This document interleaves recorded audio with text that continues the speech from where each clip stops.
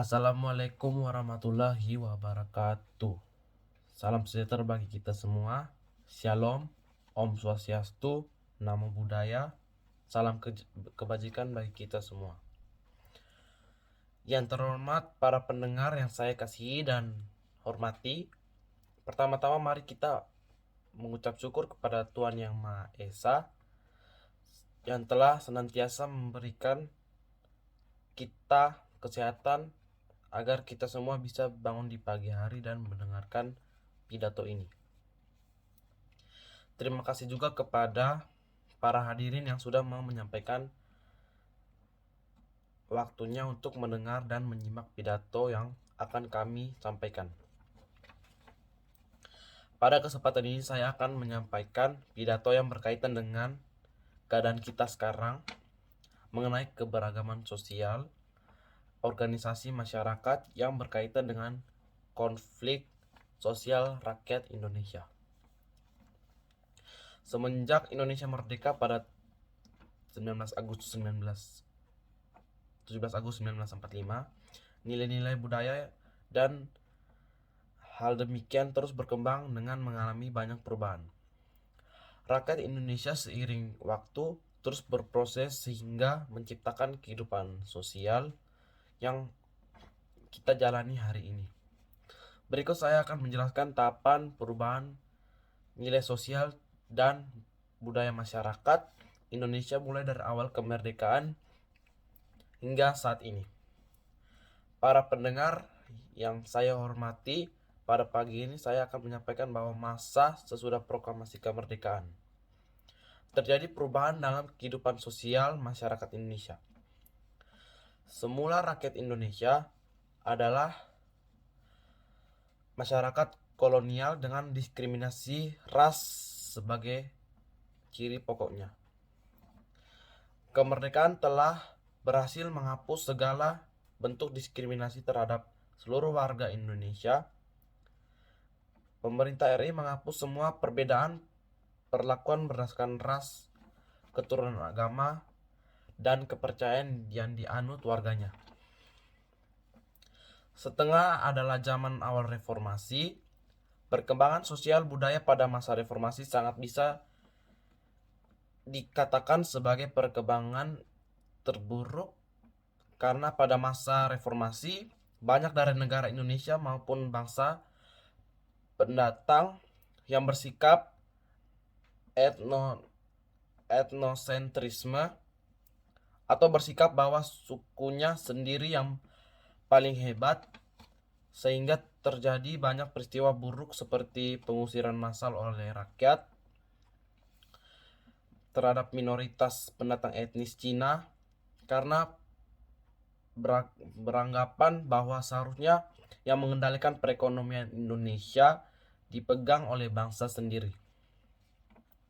Selain itu, perkembangan sosial budaya tempat mencari topik utama karena adanya hari memperingati meninggalnya 4 mahasiswa Trisakti yang ikut berdemo saat reformasi 1998, menyebabkan para mahasiswa dari berbagai kalangan Indonesia merasa kecewa terhadap pemerintah Indonesia dan harus mempertanggungjawabkan nasib rakyatnya. Dan terakhir, pada masa sekarang, interaksi sosial dan perkembangan kebudayaan senantiasa mengalami perubahan berdasarkan perkembangan zaman dan tingkat kebutuhan manusia. Sebagian dari perubahan tersebut terjadi dengan cepat dan yang lain agak lambat. Perubahan kebudayaan dapat terjadi secara tidak sengaja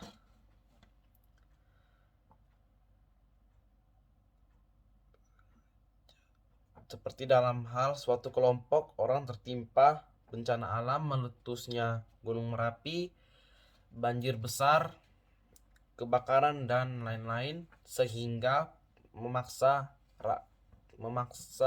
masyarakat harus pindah. Fakta dan fenomena ini dalam banyak kajian sosiologi dan antropologi yang memicu terjadinya pembaharuan dan perubahan kebiasaan hidup dan pola interaksi. Di samping itu, perubahan kebudayaan dapat pula terjadi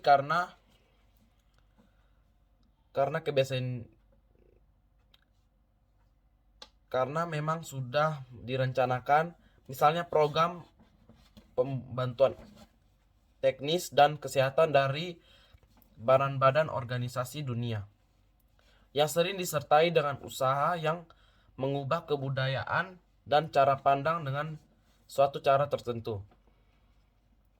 Sementara itu, perkembangan sosial budaya juga tidak luput dari organisasi dan bahasa Indonesia. Perubahan dan perkembangan sosial dalam aspek organisasi masyarakat pada awal kemerdekaan dapat kita ambil contoh, yaitu perubahan sosial budaya pasca proklamasi.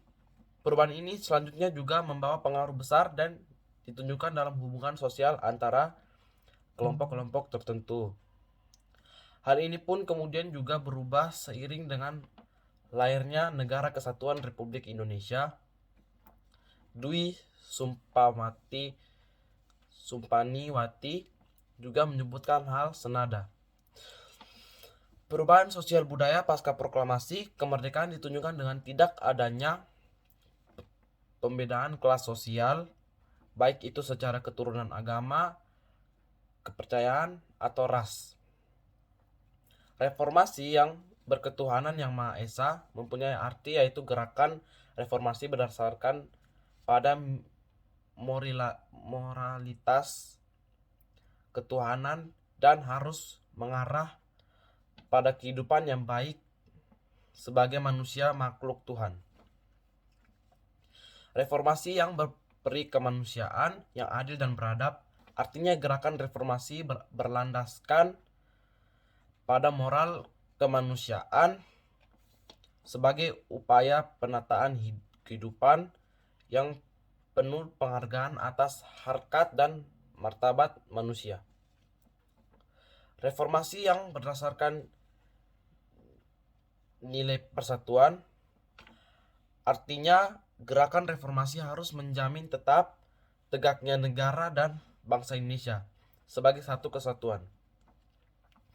Reformasi yang berakar pada asas kerakyatan, artinya seluruh penyelenggaraan kehidupan berbangsa dan bernegara harus dapat menempatkan rakyat sebagai subjek dan pemegang kedaulatan.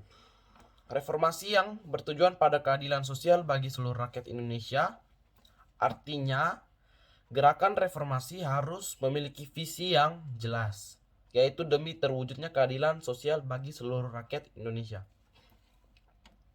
Perkembangan sosial dan budaya dalam aspek organisasi masyarakat pada sekarang, yaitu perkembangan yang demikian pesat, ternyata membawa pengaruh yang luas terhadap kehidupan sosial masyarakat. Hal ini juga dapat memicu tingkat perubahan dan pergeseran pola hidup dan interaksi dalam kehidupan. Dari pola yang mengandalkan komunikasi langsung dengan komunikasi menggunakan media, pengaruh yang kemudian secara perlahan memasuki kehidupan masyarakat adalah tergeser kearifan lokal dalam konteks adat serta kebudayaan lebih luas. Perkembangan teknologi komunikasi di abad modern ini sebagai sebuah kemajuan dalam bidang kebudayaan yang bersifat massal, sehingga pengaruh apapun terjadi dalam segala segi kehidupan, baik masyarakat perkotaan maupun masyarakat yang berada jauh di pusat pemerintah, turut mengalami perubahan yang terjadi sebagai akibat perkembangan teknologi komunikasi. Perkembangan sosial dan budaya dalam aspek bahasa, padahal kemerdekaan adalah bahasa Melayu, mengalami perkembangan dan pertumbuhan yang pesat bersamaan dengan menyebarnya agama Islam.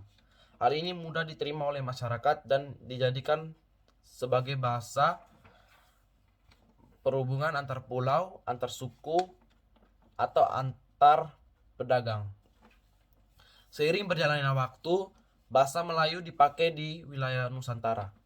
Bahasa Melayu mulai menyerap kosakata dari berbagai bahasa seperti bahasa Sanskerta, bahasa Persia, bahasa Arab, dan bahasa-bahasa Eropa.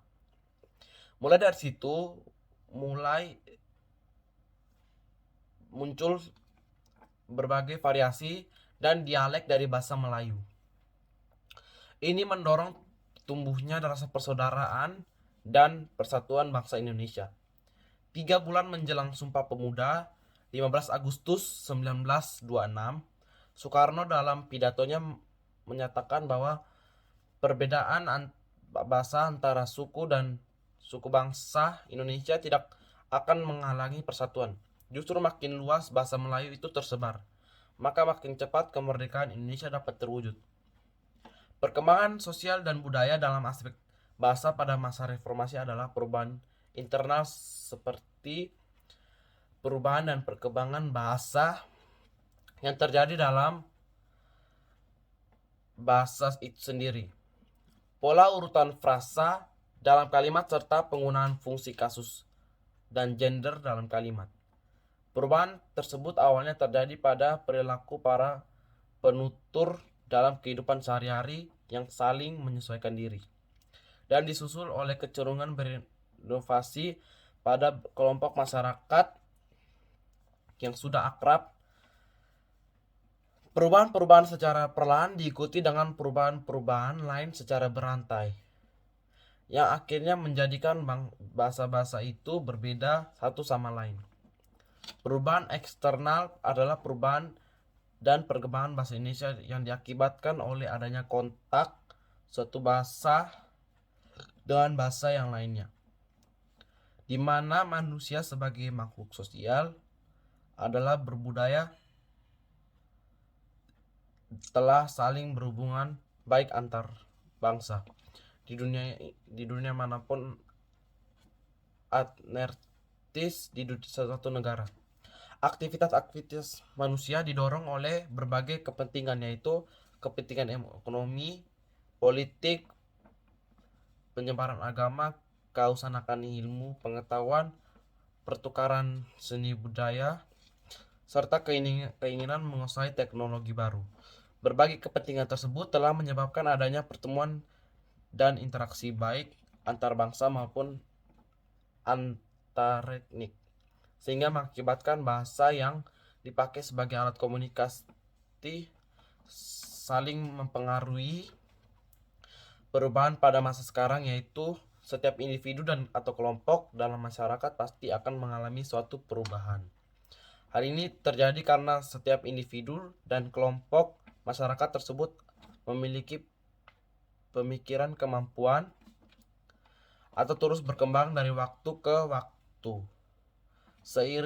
Seringkali perubahan yang terjadi di masyarakat karena adanya unsur-unsur yang harus dilakukan dalam pencapaian kehidupan lebih layak di masa depan.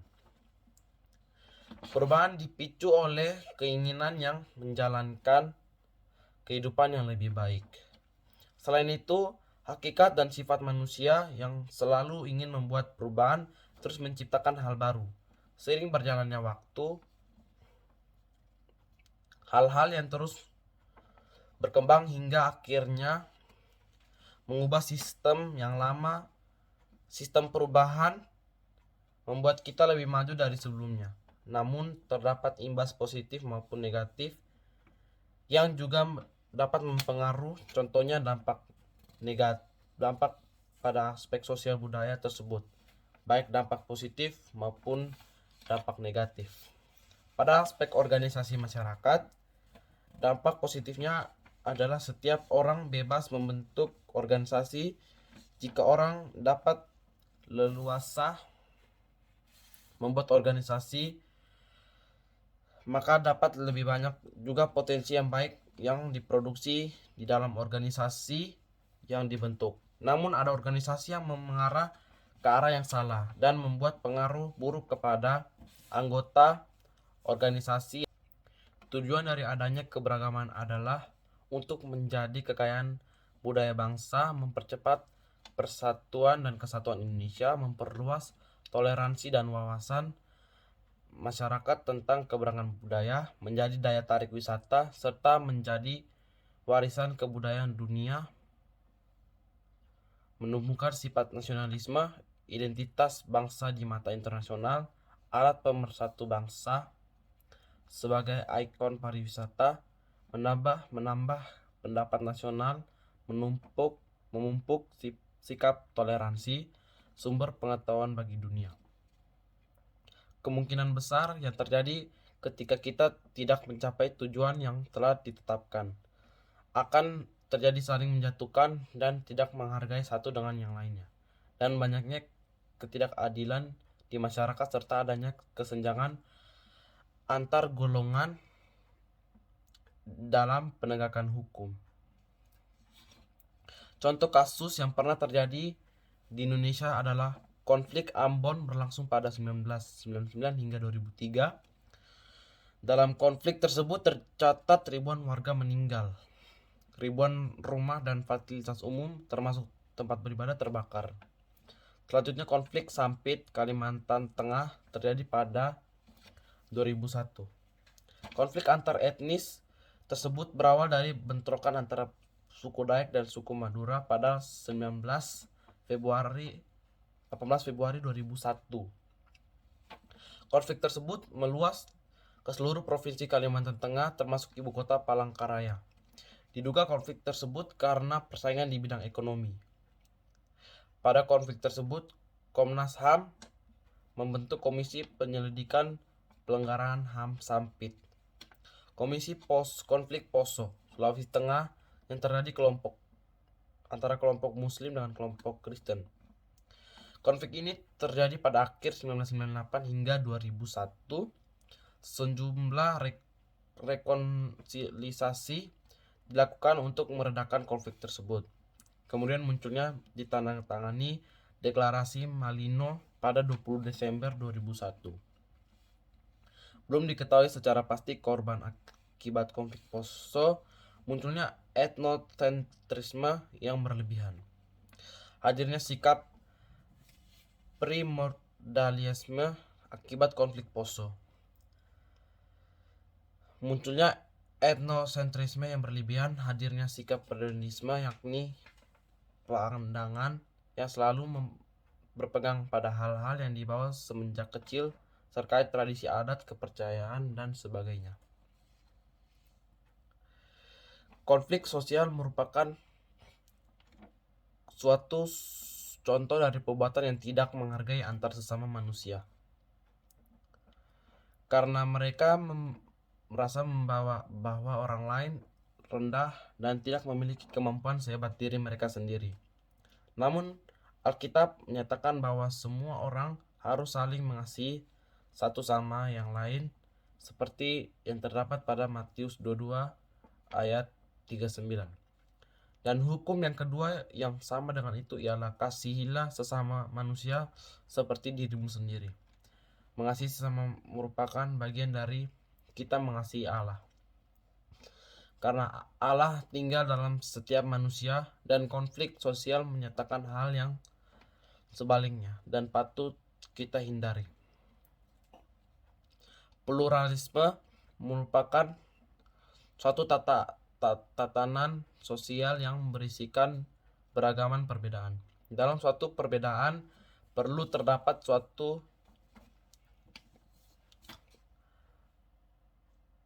persatuan yang mengikat kita semua agar tidak dapat membangun kemajuan bagi negeri kita. Seperti pada Roma 14 ayat 19. Sebab itu marilah kita mengejar apa yang mendatangkan damai sejahtera dan yang berguna untuk saling membangun. Kita perlu menjunjung perdamaian di antara keberagaman dengan tujuan agar kita dapat terus tumbuh dan berproses dengan baik. Sebagai siswa Kristen, kita perlu menjunjung sikap nasionalisme dengan melindungi segenap bangsa Indonesia dan tidak mementingkan suku ataupun latar belakang orang lain. Pada konflik sosial, kita tidak perlu melihat bahwa semua korban terdampak perlu pertolongan kita tanpa terkecuali melalui doa dan donasi. Kita mampu membantu saudara-saudara kita yang terdampak konflik tersebut. Saling menolong telah ditulis dalam 1 Tesalonika 5 ayat 11. Oleh karena itu, tolonglah bersamamu dan saling tolong menolong, sama seperti yang kamu tuliskan, yang sama seperti kamu lakukan. Kita juga dapat menanamkan pahaman yang baik mengenai pentingnya belajar dengan giat dan memahami semua tugas yang diberikan guru, guna tidak membebankan orang lain sebagai akibat dari rasa sukar kita dalam belajar. Allah mengendaki kita untuk saling mengasihi dan mengajak kita semua untuk mengasihi tanpa melihat latar belakang seseorang. Seperti yang dikatakan pada 1 Yohanes 4 ayat 7 sampai 8. Saudara-saudaraku dan yang terkasih, marilah kita saling mengasihi, sebab kasih itu berasal dari Allah, dan setiap orang yang mengasihi lahir dari Allah yang mengenal Allah. Barang siapa tidak mengasihi, ia tidak mengenal Allah, sebab Allah adalah kasih. Di tengah-tengah keberagaman dan sikap nasionalisme,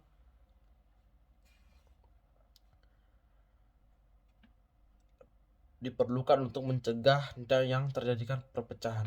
Sikap intoleransi dan tidak menghargai dapat menjadi penyebab munculnya konflik sosial yang membawa pada perpecahan. Jika perpecahan terjadi, kekayaan keberagaman yang ada